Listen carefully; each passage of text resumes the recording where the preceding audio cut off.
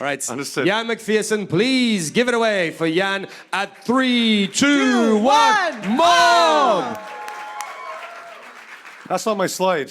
Oh, is that Eric Van Beek's slide? Oh, that's my There we slide. go. All right.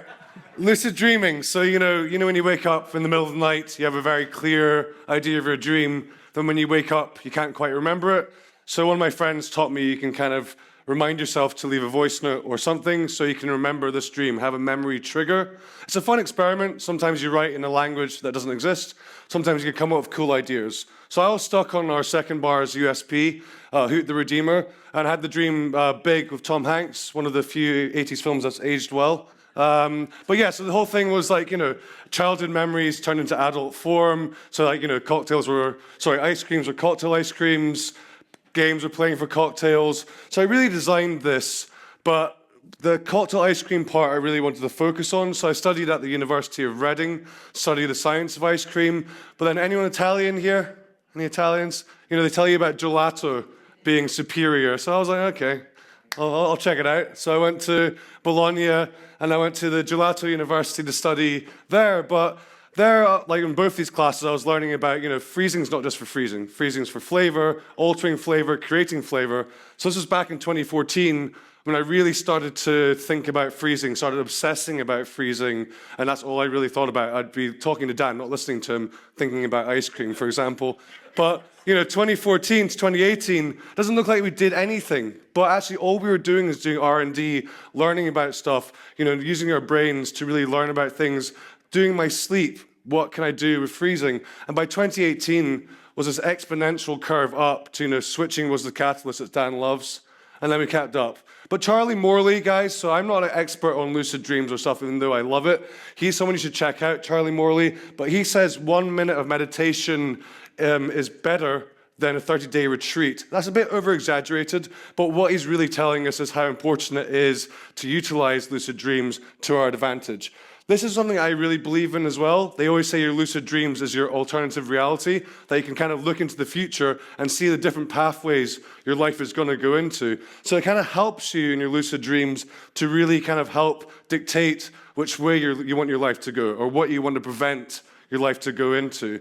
And, this is a really good episode of Rick and Morty that I relate to. Because when you're sleeping, you're sleeping 25 to 35% of your day. So why not make the most of it? Use your night self to do work for you. So you can still wake up in the morning and not be tired. You're still recharging yourself, but you're utilizing large parts of your brain that aren't being used. And this is the best way to do it. Also, random thoughts. This is not random thoughts. For me, I really believe they're actually clues. That's your brain trying to give you hints or answers to things you're trying to work out. So never disregard a random thought, because actually most of the time it's actually a really good thing to do. Okay, so don't look past it like this. Also, like mapping your brain. I think when I talked to Lauren when we did our IG Live, it's about thinking in 4D. It's about overthinking. So a lot of people always tell you overthinking is bad. Yes, it is in some cases, but in general, I really believe overthinking is a great thing. So here you can have a map. Say you've had an issue with your colleague and you got to meet them in 24 hours. You can use this to really work it out. I travel 9 months of the year. And actually, we were able to develop the Panda Highland Games, 10, 11 bars coming over, a new concept about cultural things about Scotland. And I was able to do this by improving my efficiency 25 to 35% by sleeping and working in my sleep to create our malt whiskey, which is Unite the Clans. So I know clans seems different here, sold in America, but I'm Clan McPherson from Scotland, and we were uniting the clans where we're using all the sponsoring brands, Scotch whiskies, and also showing all the countries that represented that came to the Panda Highland Games. And also Erica Value, actually, from Barrie, Mexico, was, she's a big advocate for leopards and jaguars. And I really thought about it. And then in the middle of the night, I suddenly woke up and I was like, well, the Scottish wildcat is the most rarest wildcat in the world. And also for me, that's the McPherson clan logo on your bottom right. So we are the Scottish wildcat. So now we're with the Panda Highland Games, we're giving to this charity. And that was a random thought as well. Konzo, our artists we work with, we don't speak. When you have a friend and you can just go, or do like weird language signs. You have to speak. That's a really rare trait to have. So with my friend Conza that designs work, we just communicate by drawing and just not really speaking.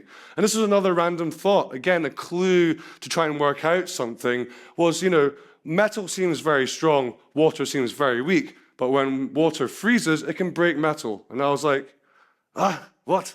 This doesn't make any sense. So, then I explored this, and then we looked at the energy, and this is what led us to probably our most popular technique, suppression. And currently, right now, another random thought, but it's not, hot, blister, cold, blister. Why don't we try doing the opposite? So I do freeze grilling, so maybe, strawberry one side, then the other side. We know it's going to change the flavor, but we don't know if it's going to change the flavor enough or it's going to be efficient to scale. So we're using these kind of glorified ice cream plates. They're called anti-griddles. LNA invented them about 20 years ago.